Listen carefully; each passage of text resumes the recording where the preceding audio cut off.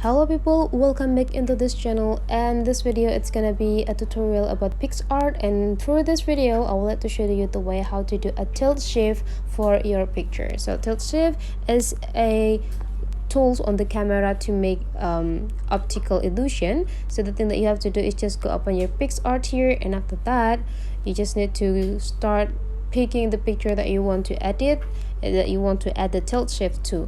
And after that, whenever you're done, you just need to go click these tools, and after that in the fourth line here there will be a tilt shift, so you just need to go click it. And whenever you're done, you just need to adjusting this size by pinch with two of your finger to make it like bigger or smaller. And then you can also adjust in the position if you want to make it like diagonally, just need to like drag with two of your finger, of course.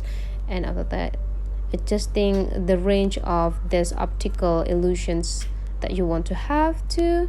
And here we go.